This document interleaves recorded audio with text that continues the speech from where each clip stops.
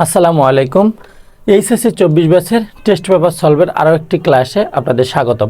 আজকে আমরা রাজশাহী ক্যাডেট কলেজের রাইট ফর্ম অফ ভার্বটা সলিউশন করব। চলুন আমরা শুরু করে দেই। রাজশাহী ক্যাডেট কলেজের রাইট ফর্ম অফ ভার্ব, মানে এইবার টেস্ট পরীক্ষায় যে রাইট ফর্ম অফ ভার্বটা এসেছিল, দেখো আমাদের প্রথমে আছে once there dash live an idle king. দেখো আমরা প্রথম বাক্যটা থেকে আমরা একটা অ্যাডভার্ব পেয়ে গেছি, যেটার নাম হচ্ছে ওয়ান্স। আমরা জানি কোনো বাক্যে যদি ওয়ান্স থাকে তাহলে ওই বাক্যটা পাস্ট ইনডিফিনিট টেন্স হয়। তার মানে এখানে আমাদের কি হবে, লিভড। কি হবে, লিভড। হ্যাঁ, তারপরে হি, দেখো he dash not physical labour. দেখো এই বাক্যে কিন্তু কোনো মানে টেন্স ইন্ডিকেটর নেই। তার মানে আমাদের বুঝতে হবে যে প্যাসেজটা যেহেতু শুরু হয়েছে পাস্ট ইনডিফিনিট টেন্সে, এইখানে টেন্স ইন্ডিকেটর না থাকার কারণে তার মানে আমাদের আগে যে টেন্সটা ছিল পরেও সেই টেন্সটাই হবে। তাহলে আমরা এখানে কি লিখতে পারি, ডিড নট। কি লিখতে পারি, নট। কেন এই কথাটা ডিড নট আসলো? তোমরা তো জানো ব্র্যাকেটের মধ্যে যদি নট কথাটা থাকে তখন তোমাকে ওটাকে নেগেটিভ করতে হবে। আর নট যেহেতু একা বসে না, এর জন্য একটা অক্সিলারি ভার্ব নিতে হবে। আর পাস্ট ইনডিফিনিট টেন্সের জন্য অক্সিলারি ভার্ব হচ্ছে ডিড। তাহলে ডিড নট, এরপরে আমাদের কি আছে, আন্ডারগো। তার মানে মনে রাখতে হবে ডু ডাজ ডিড, এরপরে ভার্বের কোন ফর্ম বসে, বেস ফর্ম বসে। তার মানে ডিড নট আন্ডারগো হবে physical labour. as a result he dash get bulky and could not move। এই দেখো and আছে, এখানে কি আছে, and। দেখো and এর পরে কি আছে, could not move। তার মানে এই যে could not অর্থাৎ V2 আছে, কি আছে, V2।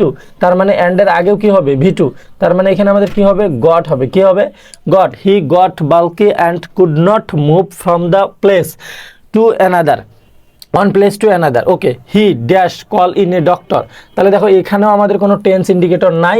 যেহেতু টেন্স ইন্ডিকেটর নাই তার মানে কি আগে যে টেন্সটা ছিল সেই টেন্সটাই হবে, অর্থাৎ প্যাজেসের টেন্সটা হবে। সো এখানে কি হবে, কল্ড হবে। কি হবে, past indefinite tense, called in a doctor.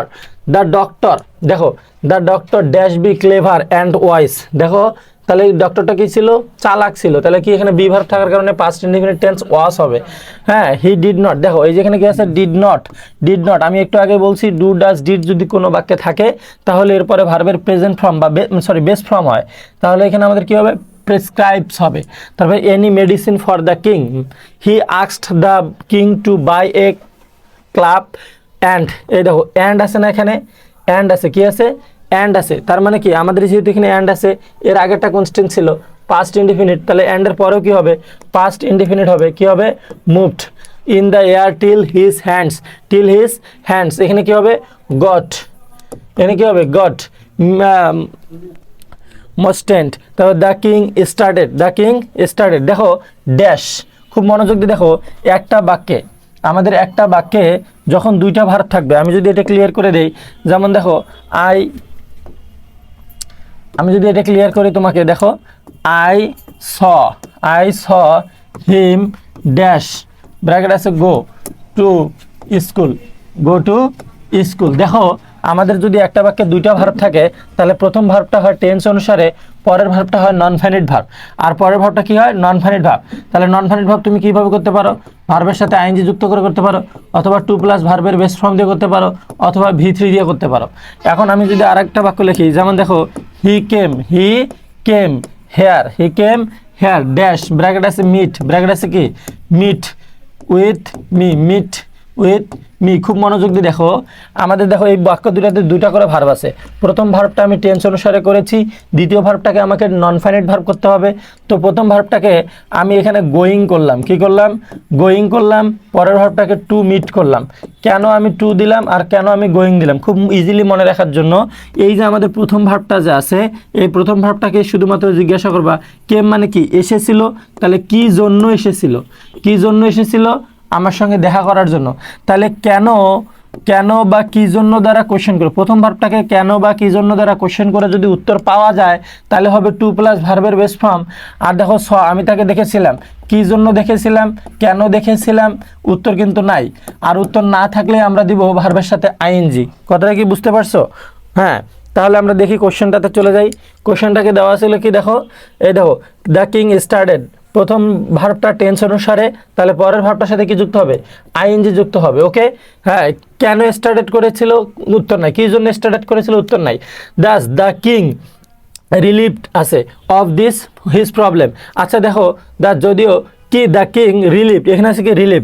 আচ্ছা রিলিভ মানে কি মুক্ত হওয়া, কেউ কেউ কখনো কিন্তু মানে নিজে নিজে মুক্ত হতে পারে না, তাকে মুক্ত করা হয়ে থাকে। তাহলে এখানে পাস্ট ইনডিফিনিট টেন্সের প্যাসিভ কি হবে, was relieved of this problem.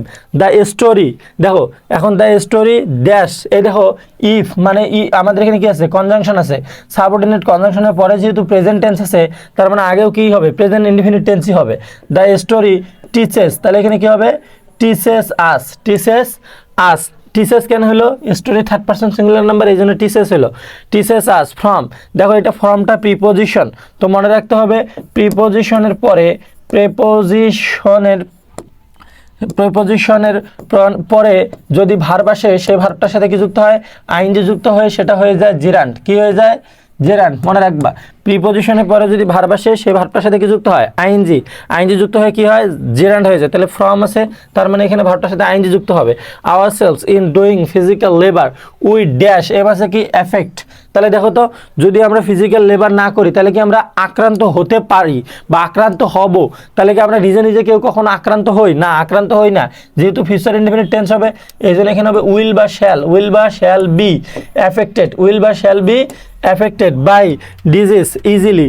In fact প্রকৃতপক্ষে our religion also puts emphasis on, দেখো এরপরও কি আছে, on প্রিপোজিশন, তাহলে প্রিপোজিশনে ভার্ব আসছে, তাহলে কি হবে, আইএনজি যুক্ত হবে, তাহলে কি হবে এখানে ডুইং।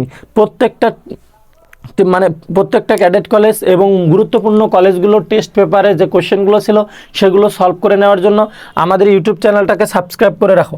প্রত্যেকটা ভিডিও ইউটিউব চ্যানেলে পাওয়া যাবে। ইউটিউব চ্যানেলটার নাম হচ্ছে এই যে THE দ্য BEST বেস্ট, হ্যাঁ, তারপরে the best SHN Sadek Humayun Niloy, একটু মনে রাখলেই হবে। ওকে, ভালো থাকো, সুস্থ থাকো, দেখা হবে নতুন আরও একটি ভিডিও।